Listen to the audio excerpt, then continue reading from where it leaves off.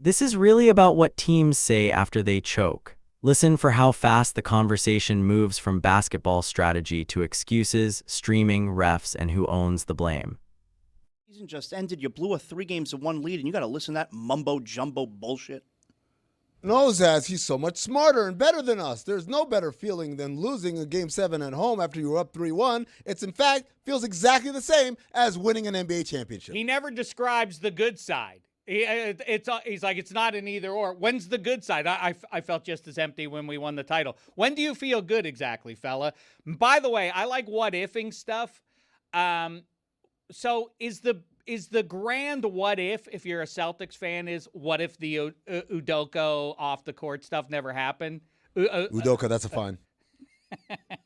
But yes, what if he keeps it in his pants? I deserve it. What if but he doesn't park his car in that garage? If you go back, they have 2 titles right now, right? 2, 3 titles. No, I don't know about that. Like, what has he done in Houston with an equally good team over in Houston? Obviously, the West is better. I think he's done a good job in Houston. Yeah, I wouldn't say equally as good.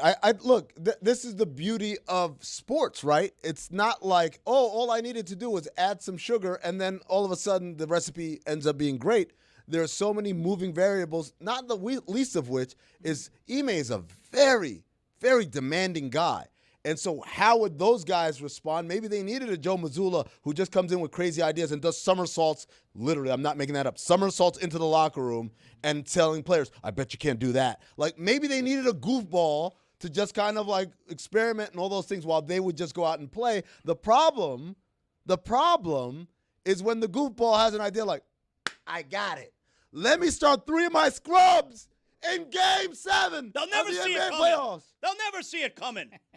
And again, the Tatum injury stuff is lame. Number one, they had opportunities to close out this series with him on the court. And your argument is against the Philadelphia 76ers, who are perpetually injured, who are consistently diminished. Right. They lost to them in 7 a couple years ago where Embiid was hurt and Harden was hurt and all that stuff. And all everyone said is Harden choked in that series. He had a 40-point game to save off elimination in that series, but we never talk about it. We never talk about the injuries. Like, well, you guys lost. That's all that matters.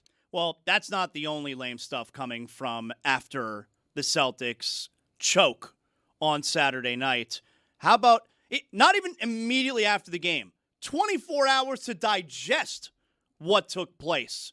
Your star player, Jaylen Brown, I don't know, he's playing video games on like a stream or something. I don't know what's going on there. But he's on one of those live streams, and here he'll tell you a little bit about Joel Embiid's game.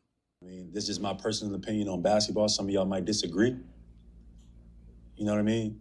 But argue with your grandma. Flopping has ruined our game. Joel Embiid is a great player, one of the best bigs in basketball history. Flops.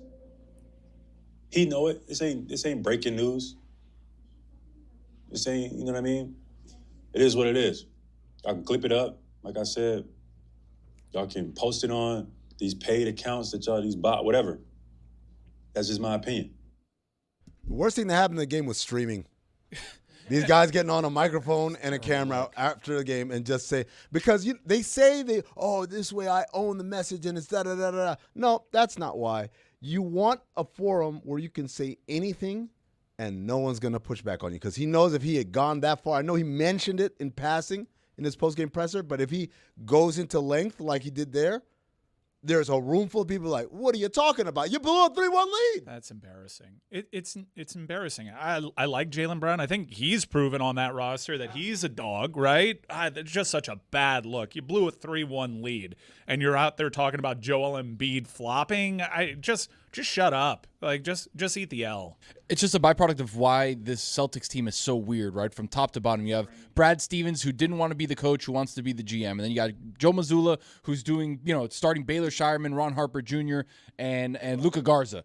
And then you have your best player who is out, but has, like, identity issues in the sense of, like, he's not his own guy, right? Like, he kind of takes from a lot of other people in Jayson Tatum. And then you got Jaylen Brown, who had his best year ever, arguably, as far as a A1 lead guy, and then he goes out and does this. It's like, do we have a normal person in the building? It's not the only excuse that Jaylen Brown was making 24 hours after losing the game and blowing a 3-1 series lead. Jaylen Brown also thinks the games are rigged.